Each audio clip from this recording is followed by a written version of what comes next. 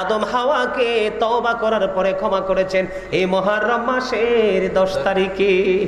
আদম দোয়া করেছেন, রব্বানা যালামনা আনফুসানা ওয়া ইল্লাম তাগফির লানা ওয়া তারহামনা লানাকুনান্না মিনাল খাসিরিন।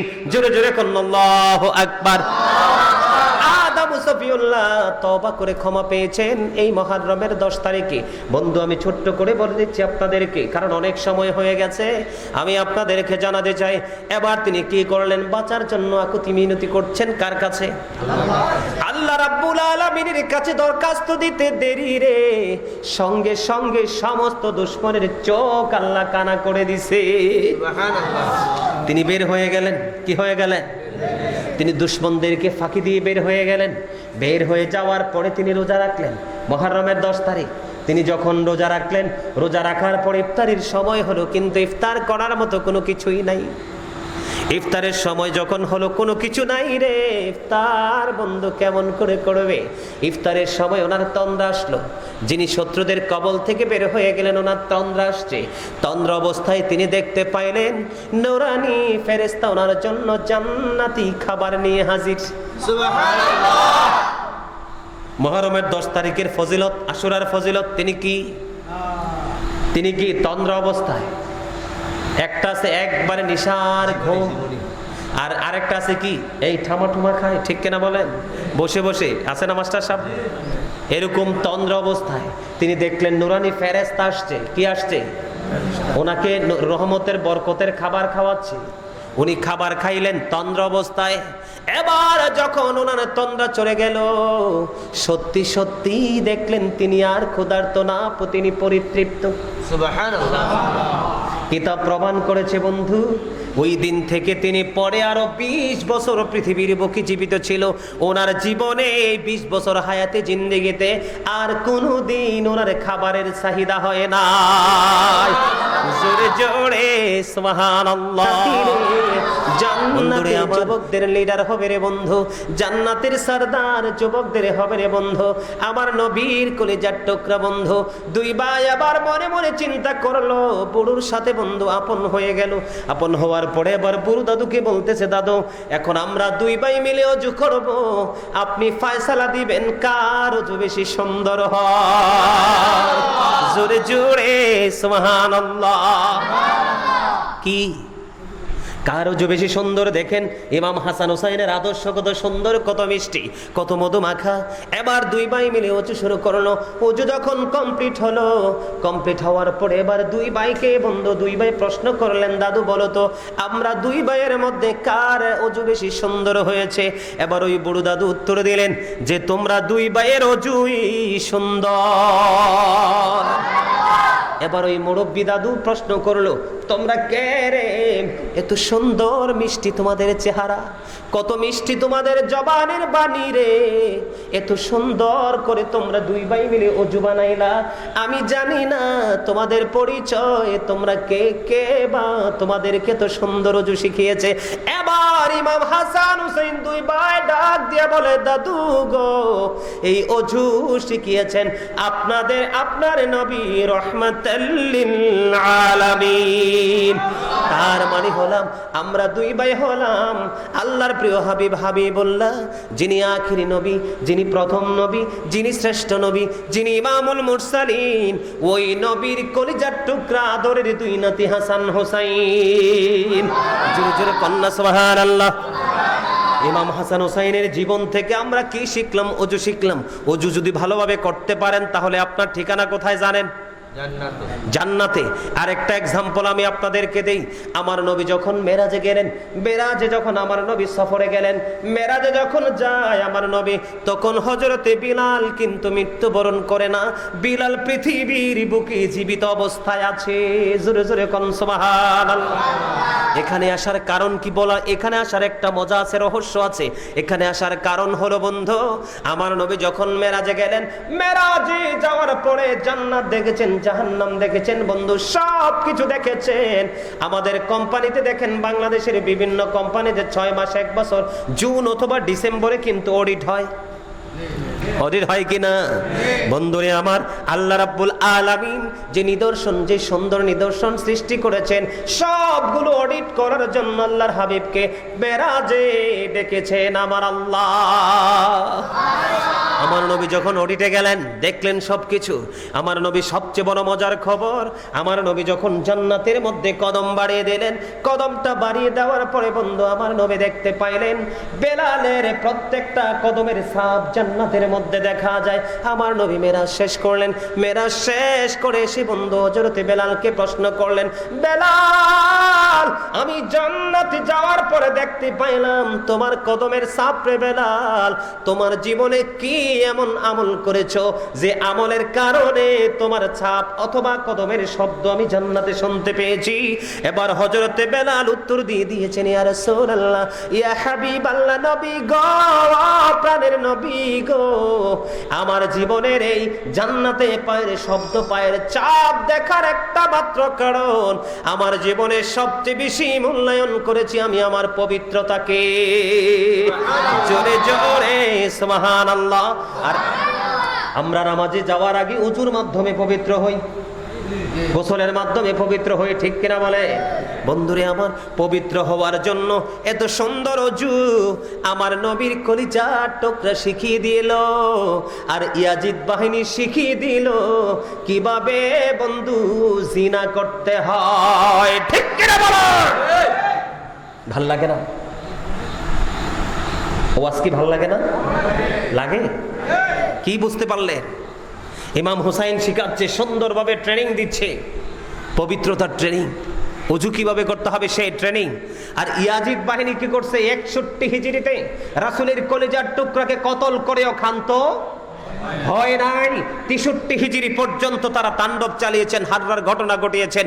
ইমাম হুসাইন শিক্ষা দিয়েছেন মানুষকে কিভাবে পবিত্র থাকতে হয়, আর ইয়াজিদ এবং তার বাহিনী ট্রেনিং দিয়েছে কিভাবে এই শরীরকে, এই মনকে, এই দেহকে কিভাবে নোংরা অপবিত্র করতে হয়, কিভাবে অপবিত্র করা যায় জিনার মাধ্যমে, ব্যভিচারের মাধ্যমে। জোরে জোরে বলেন না নাউজুবিল্লাহ। ইয়াজিদের কথা শোনা কি উচিত? আজকে আমাদের দেশে ইয়াজিদের কথা মানুষ শোনে, ইয়াজিদকে নিয়ে প্রশংসা করে, জোরে জোরে বলেন না নাউজুবিল্লাহ, আর জোরে বলেন নাউজুবিল্লাহ। বন্ধুরে আমার, ইমাম হুসাইন এমন একজন আল্লাহর প্রিয় বান্দা, ইমাম হুসাইনের জীবনে পায়ে হেঁটে 25 বার তিনি হজ করেছে।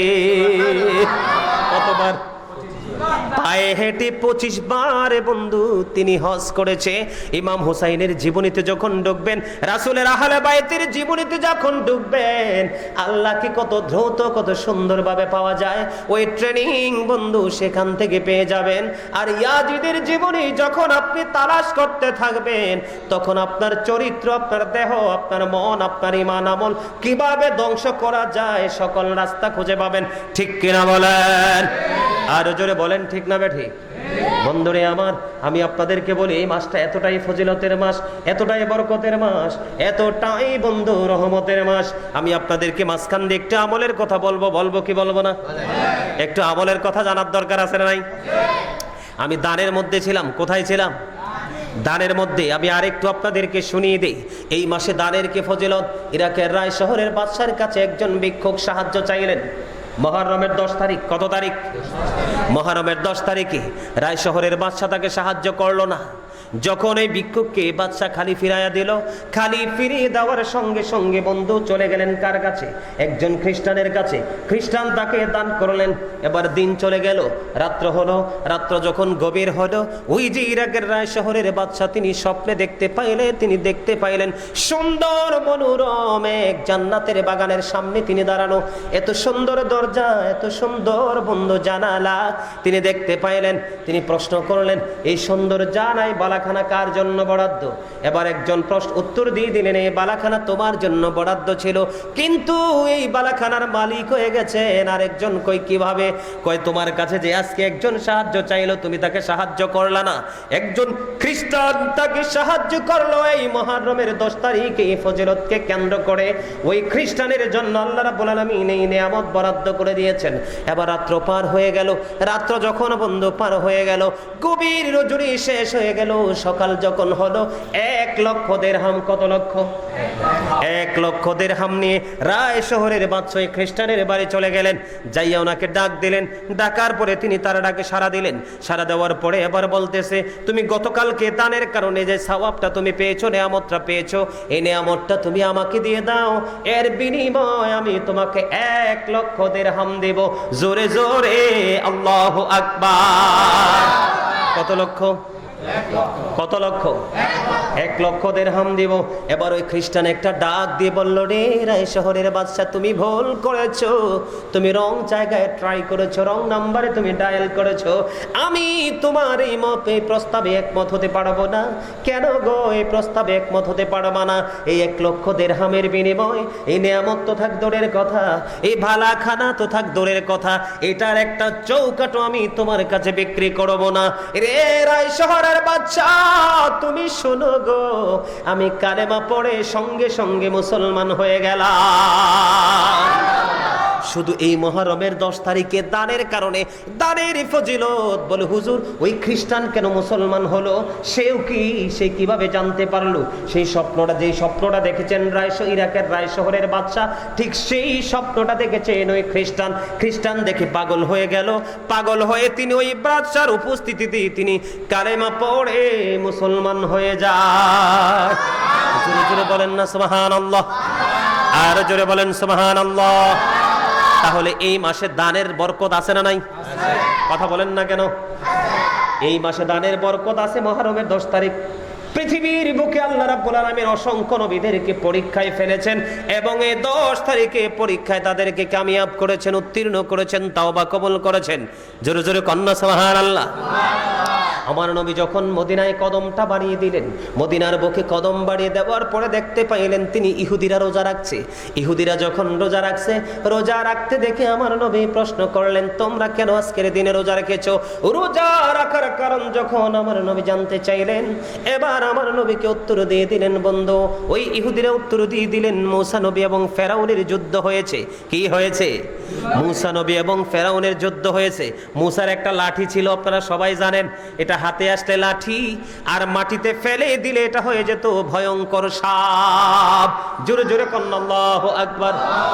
মূসা কালিমুল্লাহর সাথে ফেরাউন অনেক জাদুগিরি করেছে, কিন্তু মূসা কালিমুল্লাহ এমন একজন নবী রে, আল্লাহ রাব্বুল আলামিন 1,24,000 নবী রাসূলের মধ্যে 8টা নবীকে আল্লাহ রাব্বুল আলামিন স্বর্গীয় উপাধি দিয়েছেন। 8 জন নবীকে কয়জন?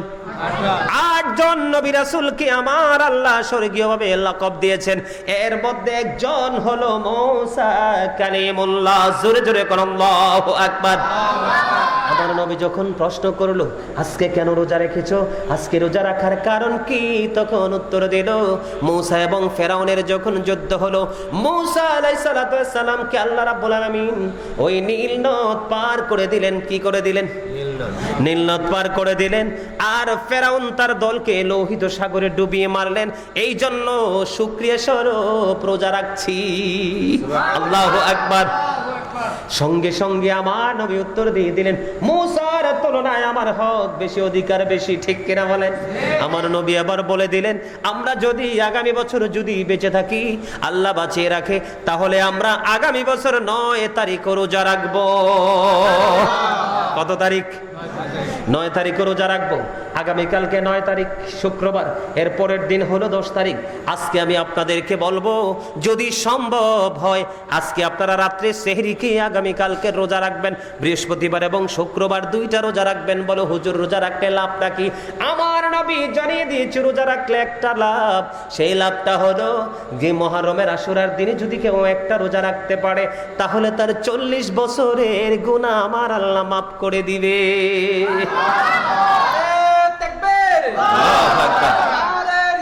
Ya Rasulullah. Nare Pak Panjatan. Ya Pak Panjatan. Gaji Sulaiman Kadir Shahab. Jindabad. পুষ্পাবাসীর পক্ষ থেকে কত বছরের গুনার কাফারা? একটা রোজা রাখার কারণে 40 বছরের গুনার কাফারা হয়ে যায়। অন্য হাদিস শরীফের মধ্যে এসেছে 10,000 ফেরেশতার সমান সওয়াব তার আমলনামায় দিয়ে দেওয়া হয়। জোরে জোরে সুবহানাল্লাহ। বন্ধু, আমি আপনাদেরকে জানানোর জন্য শুধু বলছি, শুধু বোঝার জন্য বলছি। গতকালকে সারাটা দিন, প্রায় সারাটা দিনই আমার গ্রামের বাড়িতে ছিলাম। প্রায় অনেক সময় গ্রামের বাড়িতে সময় দিয়েছি বন্ধু। বাড়ি বাড়ি ঘুরে ঘুরে খোঁজ নিয়েছি কে কে রোজা রাখবে। এই যে রোজা রাখবে বলছে তাকে 2 দিনের রোজার ইফতারির টাকা দিয়ে এসেছি, ঠিক নি রে? ওই যে আমার এই পিচ্ছিরে নিয়ে গেছিলাম বন্ধু, যে রোজা রাখবে বলছে তাকে 2 দিন 2টা রোজা রাখবে, 2টা রোজা রাখার জন্য তাবারুক ইফতারি করার জন্য টাকা দিয়েছি বন্ধু। দুনিয়ার মানুষকে খুশি করার জন্য না বন্ধু, একটা মাত্র কারণে বন্ধু। সেই কারণটা হলো আমি ইফতারের জন্য টাকা দিয়েছি এই কারণে। আমার নবী বলে দিয়েছেন, কেউ যদি মুহররম মাসে একটা রোজাদারকে যদি তোমরা ইফতারি করাতে পারো, তাহলে গোটা পৃথিবীর উম্মতকে ইফতারের সমান সওয়াব দিয়ে দিবে তো আমার আল্লাহ তোমার আমলনামায়। একটা রোজাদারকে কয়টা? একটা রোজাদারকে যদি তুমি ইফতার করাতে পারো, কয়টা রোজাদার? একটা রোজাদারকে যদি ইফতার করাতে পারো, তাহলে তোমার সমস্ত উম্মতকে ইফতারি করার সমান সওয়াব পাইবা। এই জন্য বন্ধু নবীর অর্ডারটা মেনে নিলাম। এবং বন্ধু ইফতারি করার জন্য যাদেরকে দিয়েছি তা বলে হুজুর তারা কি গরিব না? তারা গরিব না, শুধু সওয়াবের আশায় নবীর কথা মান্য করার জন্য বন্ধু এই কাজটুকু করেছে। কারণ এবার আসেন বলে হুজুর এই রোজার তো ফজিলত কেন? কারণ বনি ইসরাইলের জন্য মুহররমের এই 10 তারিখের একটা রোজাই ছিল তাদের জন্য ফরজ। জোরে বলুন আল্লাহু আকবার, আর জোরে বলুন আল্লাহু আকবার। আপনারা তো এখানে অনেক মানুষ আল্লাহু আকবার বলতে কি অসুবিধা হয়? আর জোরে বলেন, আরে জোরে বলেন আল্লাহু আকবার। বনি ইসরাইলের জন্য কয়টা রোজা ফরজ? এই মুহররম মাসের এই রোজাটাই বন্ধু ফরজ ছিল। রমজানের রোজা যখন ফরজ হয়ে গেল তখন এটা হয়ে গেল মুস্তাহাব। ফরজ নামাজের পরে সবচেয়ে উত্তম নামাজ হলো রাতের নামাজ। রমজান মাসের পরে রমজানের রোজা হলো ফরজ রোজা। রমজানের রোজার পরে যদি কোনো গুরুত্বপূর্ণ রোজা আপনি রাখেন, হাদিস শরীফের ভাষা অনুযায়ী রমজানের রোজার পরে গুরুত্বপূর্ণ রোজা হলো বন্ধু আশুরার রোজা। জোরে জোরে বলেন না সুবহানাল্লাহ। এই আশুরার দিনের রোজা বন্ধু, এক ব্যক্তি বন্ধু তিনি দুশমনদের শত্রুদের কবলে বন্দী ছিলেন। কি করলেন? তিনি আল্লাহর কাছে দোয়া করলেন, মনিব তুমি আমাকে দুশমনদের হাত থেকে রক্ষা করো। কার হাত থেকে? দুশমনদের হাত থেকে রক্ষা করো। মুহররমের 10 তারিখ যখন আসলো তিনি দুষ্টদের চোখ ফাঁকি দিয়ে তিনি বের হয়ে গেলেন। যখন বের হয়ে গেল, বের হয়ে যাওয়ার সময় সমস্ত দুশমন জানতে পারলো যে তাদের শিকারে চলে যাচ্ছে। তখন তিনি মনে মনে কি করলেন? যিনি বন্দিশালায় বন্দী ছিলেন তিনি আল্লাহ রাব্বুল আলামিনের দরবারে দরখাস্ত করে দিলেন, মনিব তুমি এই আশুরার মুহররমের 10 তারিখের উসিলায় তুমি আমাকে শত্রুদের কবল থেকে উদ্ধার করো। যদি তুমি আমাকে দুশমনদের কবল থেকে বাঁচাও গো, আমি মুহররমের আশুরার 10 তারিখের একটা রোজা রাখবো। সুবহানাল্লাহ। জোরে জোরে বলেন না সুবহানাল্লাহ। সুবহানাল্লাহ ওয়ালহামদুলিল্লাহ লা ইলাহা ইল্লাল্লাহ। সুবহানাল্লাহ ওয়ালহামদুলিল্লাহ লা ইলাহা ইল্লাল্লাহ।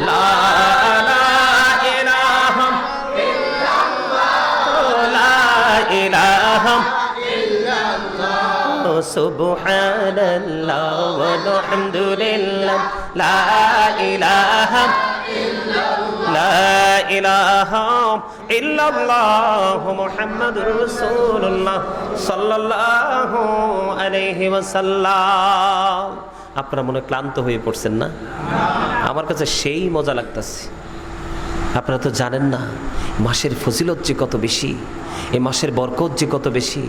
আপনি যদি এই মাসে, এই যে সামনে শনিবার 10 তারিখ, শুক্রবার সন্ধ্যা শুরু হওয়ার সাথে সাথে 10 তারিখ শুরু, এই সময়ের মধ্যে আপনি আল্লাহর কাছে যা চাইবেন তাই আল্লাহ আপনাকে দিবে। আপনি আল্লাহর কাছে যা চাইবেন তাই দিবে। তওবা করবেন, কবুল হবে। আদম সফিউল্লাহকে আল্লাহ রাব্বুল আলামিন জান্নাত থেকে বের করে দিছে না? কথা বলেন না কেন? গন্ধম খাইতে নিষেধ করছে, আদম হাওয়া মিলে গন্ধম খাইছে। আল্লাহ রাব্বুল আলামিন কি বলছে? কুল নাহবিতু মিনহা জামিআ। আল্লাহ জান্নাত থেকে বের করে দিলেন। আল্লাহ বলছে you get down all from here. Allah জান্নাত থেকে বের করে দিলেন। কি করে দিলেন? আল্লাহ রাব্বুল আলামিন আদম হাওয়াকে তওবা করার পরে ক্ষমা করেছেন এই মুহররম মাসের 10 তারিখে। আদম দোয়া করেছেন রব্বানা যালামনা আনফুসানা ওয়া ইল্লাম তাগফির লানা ওয়া তারহামনা লানাকুনান্না মিনাল খাসিরিন। জোরে জোরে কোন আল্লাহু আকবার। আদম সফিউল্লাহ তওবা করে ক্ষমা পেয়েছেন এই মুহররমের 10 তারিখে। বন্ধু আমি ছোট্ট করে বলে দিচ্ছি আপনাদেরকে, কারণ অনেক সময় হয়ে গেছে, আমি আপনাদেরকে জানাতে চাই এবার তিনি কি করলেন, বাঁচার জন্য আকুতি মিনতি করছেন কার কাছে? আল্লাহ রাব্বুল আলামিনের কাছে দরখাস্ত দিতে দেরি রে, সঙ্গে সঙ্গে সমস্ত দুশমনের চোখ আল্লাহ কানা করে দিছে। সুবহানাল্লাহ। তিনি বের হয়ে গেলেন। কি হয়ে গেলেন? তিনি দুশমনদেরকে ফাঁকি দিয়ে বের হয়ে গেলেন। বের হয়ে যাওয়ার পরে তিনি রোজা রাখলেন মুহররমের 10 তারিখ। তিনি যখন রোজা রাখলেন, রোজা রাখার পর ইফতারের সময় হলো, কিন্তু ইফতার করার মতো কোনো কিছুই নাই। ইফতারের সময় যখন হলো, কোনো কিছু নাই রে, ইফতার বন্ধু কেমন করে করবে? ইফতারের সময় ওনার তন্দ্রা আসলো। যিনি শত্রুদের কবল থেকে বের হয়ে গেলেন, ওনার তন্দ্রা আসছে। তন্দ্রা অবস্থায় তিনি দেখতে পাইলেন নূরানি ফেরেশতা ওনার জন্য জান্নাতি খাবার নিয়ে হাজির। সুবহানাল্লাহ। মুহররমের 10 তারিখের ফজিলত, আশুরার ফজিলত, তিনি কি তন্দ্রা অবস্থায়। একটা আছে একবারে নিশার ঘুম, আর আরেকটা আছে কি এই ঠামাঠুমা খায়, ঠিক কিনা বলেন? বসে বসে আছে না মাস্টার সাহেব? এরকম তন্দ্রা অবস্থায় তিনি দেখলেন নুরানি ফেরেশতা আসছে। কি আসছে? ওনাকে রহমতের বরকতের খাবার খাওয়াচ্ছে। উনি খাবার খাইলেন তন্দ্রা অবস্থায়। এবার যখন ওনার তন্দ্রা চলে গেল, সত্যি সত্যি দেখলেন তিনি আর ক্ষুধার্ত না, তিনি পরিতৃপ্ত। সুবহানাল্লাহ। কিতাব প্রমাণ করেছে বন্ধু, ওই দিন থেকে তিনি পরে আরো 20 বছর পৃথিবীর বুকে জীবিত ছিল। ওনার জীবনে 20 বছর হায়াতে জিন্দেগিতে আর কোনোদিন ওনার খাবারের চাহিদা হয় না। জোরে জোরে সুবহানাল্লাহ। বন্ধুরে আমার, এই মুহররম মাস, এই মুহররম মাসের মধ্যে আমাদের জন্য অনেক শিক্ষা রয়েছে। এই 10 তারিখে আপনাদেরকে মা বোনদেরকে বলবো, 10 তারিখে দিনে একটা আমল আছে, রাতে একটা আছে। বলবো জি।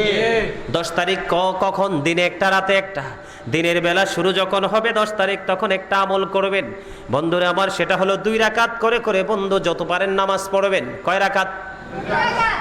প্রত্যেক রাকাতে একবার সূরা আল জিলজাল, একবার সূরা কাফিরুন, আর একবার সূরা ইখলাস। প্রত্যেক রাকাতে এই নিয়মে 2 রাকাত করে করে আপনার যত ইচ্ছা নামাজ পড়বেন। যদি আপনি এই নামাজ পড়তে পারেন বন্ধুরে আমার, কিতাব এসেছে এই নামাজ পড়ার কারণে আপনাকে পরকালে ফিউচারে বর্জকি জীবনে সকল বিপদ থেকে আমার আল্লাহ আপনাকে মুক্ত রাখবে। আর জোরে বলেন না সুবহানাল্লাহ। রাতের বেলা একটা টাইমের খবর পাইলাম, সুবহে সাদেকের পড়বে 10 তারিখ। কখন?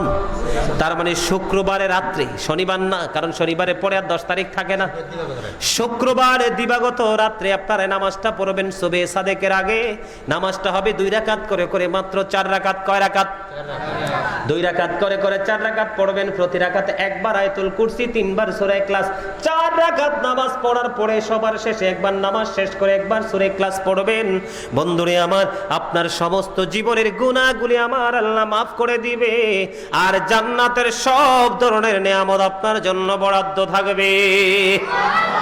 মুহররম মাসে কোনো মারামারি করা যাবে না, কাটাকাটি করা যাবে না, কাউকে গালি দেওয়া যাবে না, কারোর সাথে যুদ্ধ করা যাবে না, কারোর সাথে কোনো শত্রুতা করা যাবে না। মুহররম মাসে আপনি যত বেশি প্রীতি একজনের সাথে একজন ভ্রাতৃত্ব বন্ধন স্থাপন করে চলতে পারেন, এটাই হলো আমাদের জন্য আমার রাসূলের পক্ষ থেকে শিক্ষা। ঠিক কিনা বলেন? এগুলো আমরা করতে রাজি আছি না নাই? মাঝখান দিয়ে আমি আপনাদেরকে একটু ট্রেনিং দিয়ে দিলাম আমল সম্পর্কে। এবার আমি ইমাম হুসাইন রাদিয়াল্লাহু তাআলা আনহুর কাছে যাব। পাক পাঞ্জাতন মানে 5টা নাম। কয়টা নাম? পাক পাঞ্জাতন বললে মানুষের পায়জামা গরম হয়ে যায় অনেকের। কি কথা কন না কেন? আসলে কিন্তু বুঝে না তো কিছু। পাক পাঞ্জাতন মানে কি? মনে করে নতুন শব্দ, পবিত্র 5টি নাম। কি? 5টি পবিত্র নাম। প্রথমে যদি বলি আপনার আমার নবী কি? প্রথম কে? রাসূল সাল্লাল্লাহু আলাইহি ওয়াসাল্লাম। 2 নম্বরে হলো কে জানেন? রাসূলের পাওয়ার আছে না নাই? কথা কয় না। রাসূলের পাওয়ার আসেনি? কিরকম পাওয়ার জানেন? আমাদের দেশে তো এখন ডিজিটাল পণ্ডিত বের হয়েছে। কি পণ্ডিত? ডিজিটাল পণ্ডিত। কয় নবী বলে আমরার মতো। আর আমার নবী বলে ক্বালা আইয়ুকুম মিসলি, তোমরা কে আছো আমার মতো। ওই আজ থেকে 1450 বছর আগে আমার নবী চ্যালেঞ্জ করেছেন, ক্বালা আইয়ুকুম মিসলি, তোমরা কে আছো আমার মতো। এখনো পর্যন্ত কেউ হাত তুলতে পারে নাই। কথা বলেন না কেন? এখনো পর্যন্ত কি করতে পারে নাই? তার মানে আমার নবীর মতো কেহই নাই। ঠিক কিনা বলে? আল্লাহ বলেছেন মাইয়ুতির রাসূলা ফাকাদ আতা আল্লাহ, হি হো ওবিস দা স্টিল ওবিস আল্লাহ। যেই ব্যক্তি রাসূলের নির্দেশ মানলো সে যেন আল্লাহর নির্দেশ মানলো। তো এখানে কি আপনার আমার মতো বোঝা যায়? There is no God but Allah. Muhammadur Rasulullah sallallahu alaihi wasallam is the messenger of Allah. সুবহানাল্লাহ বলেন না কেন? কালিমায়ে তাইয়্যিবা কি? কালিমায়ে তাইয়্যিবা দিক কয়টা? দুইটা। একটা হলো তাওহীদ, লা ইলাহা ইল্লাল্লাহ, there is no god but Allah. Allah ব্যতীত কোনো উপাস্য নেই, কোনো ইলাহ নেই। ঠিক কিনা বলেন? মুহাম্মাদুর রাসূলুল্লাহ সাল্লাল্লাহু আলাইহি ওয়াসাল্লাম ইজ দ্য মেসেঞ্জার অফ আল্লাহ। ঠিক কিনা বলেন? একদিকে তাওহীদ, আরেকদিকে রিসালাত, একদিকে স্রষ্টা, আরেকদিকে সৃষ্টি, একদিকে আল্লাহ আর একদিকে আল্লাহর প্রিয় হাবিব হাবিবুল্লাহ, প্রথম সদস্য, পাক পাঞ্জাতনের প্রথম সদস্য আপনার আমার নবী। আমার নবী হলো শুরু এবং শেষ। কথা বল না কেন? রাসূল কি বলছে বলবো? আমার রাসূল বলছে, I am from the light of Allah and everything has been created from my light. আমি আল্লাহর নূর থেকে, সৃষ্টির সব কিছু আমি নবীর নূর মোবারক থেকে। সুবহানাল্লাহ। আপনারা দুর্বল। নূর বললেও তো অনেকের পুরো মাথা হট হয়ে যায়, হট হয়ে যায়, একদম এত বেশি হয় মনে হয় যে এখনই আউট হয়ে যাবে সব। নূর বললেই মাথা গরম হয়ে যায়। নূর হলো আরবি শব্দ, বাংলাতে বলা হয় আলো, ইংলিশে বলা হয় লাইট। এই জন্য রাসূল বলেছে, I am from the light of Allah, আমি আল্লাহর নূর থেকে, and everything has been created from my light, সৃষ্টির প্রত্যেকটা বস্তু আমি নবীর নূর থেকে। সাবধান, নবীর সাথে কোনো বেয়াদবি করা যাবে না। পাক পাঞ্জাতনের প্রথম সদস্য। জোরে জোরে কন্যা সুবহানাল্লাহ। আমার নবী সরকারে মদিনা, উনি শুরু, উনি কি এবং শেষ। Hour prophet is the last prophet, আমাদের নবী শেষ নবী, এতে কোনো সন্দেহ নেই। আনা খাতামুন নবিয়্যিন। ঠিক কিনা বলেন? পাক পাঞ্জাতন আমার নবীর একটু ব্যাখ্যা আপনার শুনতে ভালো লাগে না? নবীর সম্পর্কে শুনতে ভালো লাগে না? আরে জোরে বলেন, ভালো লাগে না? অবশ্যই মজা লাগবে, কারণ নবীর প্রেমিক যারা তারা। আমি আপনাদেরকে বলি, হযরতে আলী রাদিয়াল্লাহু তাআলা আনহু থেকে হাদিস বর্ণিত, আমার রাসূল বলেছেন, ক্বালা মান সাব্বা নাবিয়্যা ফাকতুলহু ওয়া মান সাব্বা সাহাবী ফাদরিবহু। যারা আমার নবীর শানে আঘাত করবে, নবীকে গালি দিবে, নবীকে আঘাত করবে, উম্মত আমি নবী তোমাদেরকে অর্ডার করলাম সঙ্গে সঙ্গে তাকে হত্যা করে ফেলো। আওয়াজ তুলে বলেন সুবহানাল্লাহ। নারে তাকবীর, নারে রিসালাত, ইয়া রাসূলুল্লাহ, নারে পাক পাঞ্জাতন, ইয়া পাক পাঞ্জাতন।